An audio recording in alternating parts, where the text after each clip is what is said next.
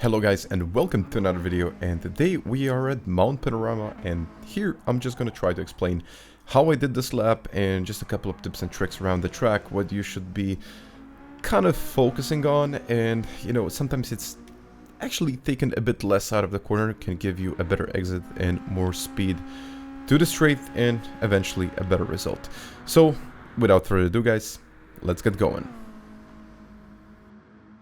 Okay, starting with the track guide video, and the first thing that I'm looking for is the 100 meter sign, or this guy, usually taking a photo. So at about 75 meters, you're breaking the straight line, you're reaching the pole on the right, and this is where you're trying to turn in. But also note that when I'm turning in, I want to do most of my braking before the corner, otherwise the back of the car just gets too loose and it's very hard to put the power down, and sometimes you just need to take a little bit of foot off it just to make it around the corner without sliding too much. So eventually I think just off the brakes sooner, it's gonna help, and of course something like that is even gonna happen here. So I'm looking at that point on the left. I mean, it's usually the braking spot, but here 30 gear and 40 gear, but you can also power out to prevent the understeer.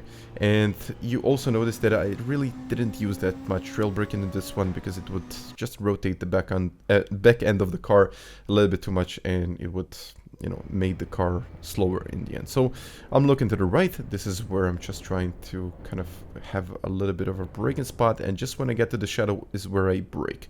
Or you can use the tree or whatever you do, but just try to make sure that you brake in the straight line, and then as you start to turn in, it's very important not to turn in too quickly, otherwise the car just won't be able to do the turn.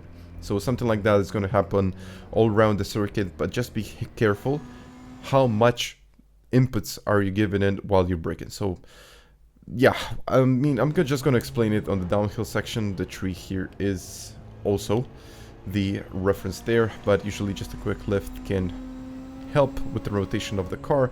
I'm just gonna slow down the footage here. 6th gear, do not downshift into 5th.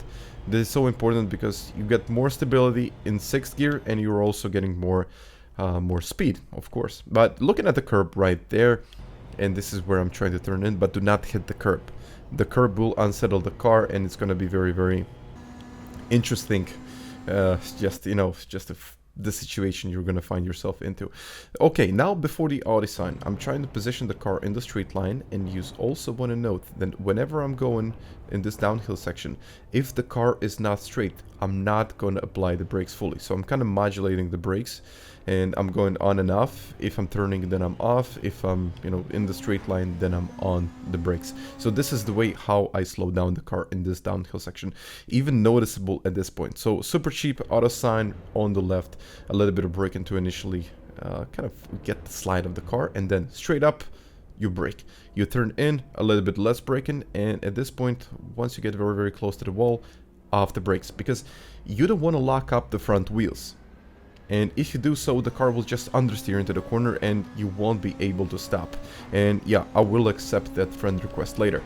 But also that I had to say, like, whenever you're going downhill, just be careful how much braking inputs are you getting in there.